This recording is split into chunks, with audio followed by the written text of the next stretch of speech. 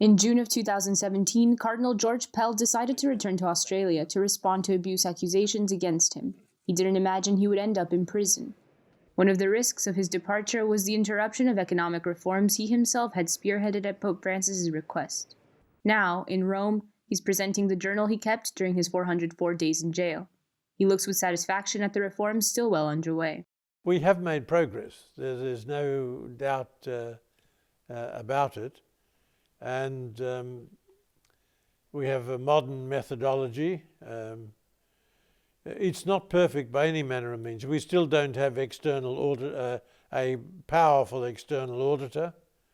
I'm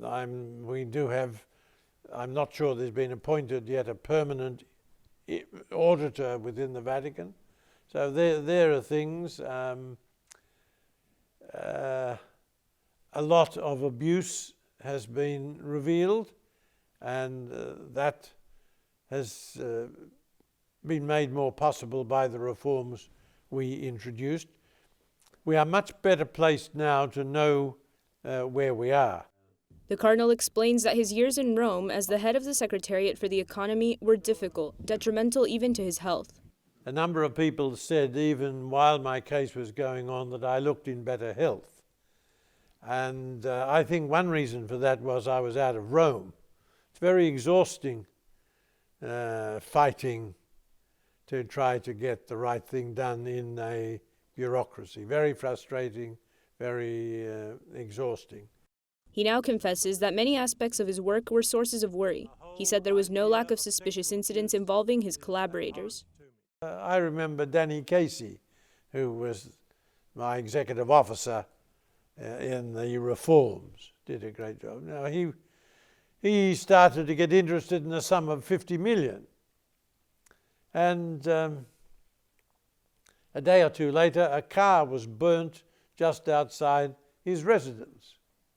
Now, I'm sure that was a coincidence. Cars catch fire all the time. But nonetheless, it's interesting. The Cardinal is still worried about the Holy See's current financial situation, which the pandemic has rendered more delicate. We had, in my time, a structural deficit of 25 million euros a year. The last 2 years before COVID, Father Guerrero, my successor, said the losses were 50 million a year. I don't know what they will be with COVID. Perhaps double that, certainly greater than 50. Now that is on a budget of 300 million plus every year.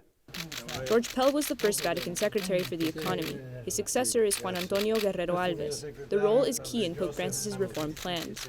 It's a titanic task that began with reforming the Vatican Bank, followed by removing many of its clients, and finally, revoking managerial power of funds reserved to the Secretariat of State. It's a difficult cleansing process that has brought to light many scandals, but that will give future popes more peace of mind.